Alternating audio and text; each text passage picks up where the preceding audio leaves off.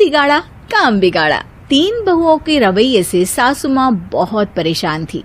दरअसल बात ये थी कि तीनों बहुओं में किसी बात को लेकर अनबन हो गई थी। तब से ही तीनों एक दूसरे से मुंह फुलाए रहती थी।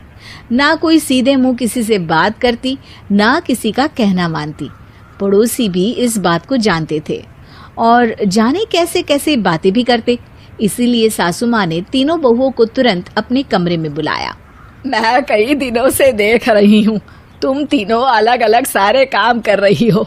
ये सब नहीं चलेगा, तीनों को मिलकर ही काम करना पड़ेगा। सास की बात सुनकर एकदम से बड़ी बहू बोल उठती है। नहीं मम्मी जी, मैं इन दोनों के साथ कुछ नहीं कर सकती।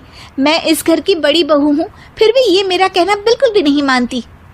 अरे जेठानी जी, जानबूझकर मुझे डबल काम करवाती है आप। और छोटी मुझसे टेढ़े मुंह ही बात करती है।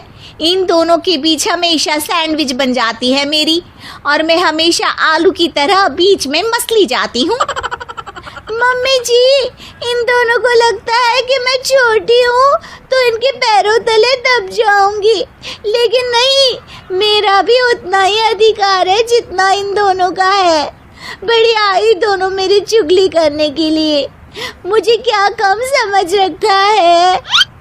तीनों बहू एक दूसरे से बहस करने लगती है और सास दोबारा ये देखकर टेंशन में आ जाती है और सबसे कहती है, चुप हो जाओ, अब से तुम तीनों सारे काम एक साथ करोगी।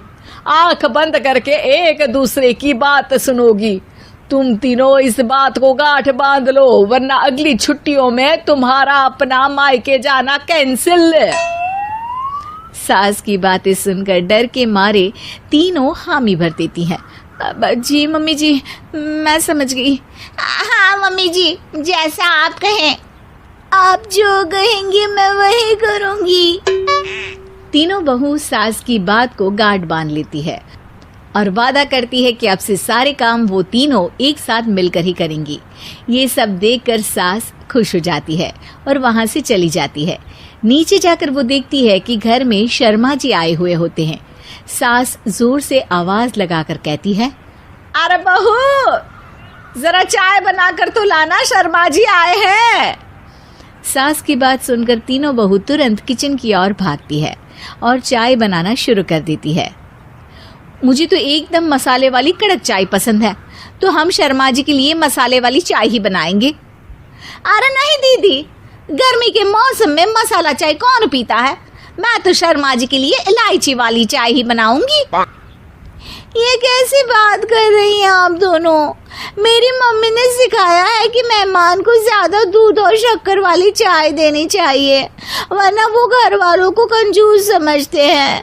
तो मैं तो शर्मा जी को ऐसी ही चाय दूंगी। तीनों बहुएं अपने अपने तरीके से चाय में शक्कर, मसाला, पत्ती सब डाल देती है। उबलने के बाद तीनों मिलकर चाय बाहर लेकर जाती है और शर्मा जी और सासू माँ को देती हैं।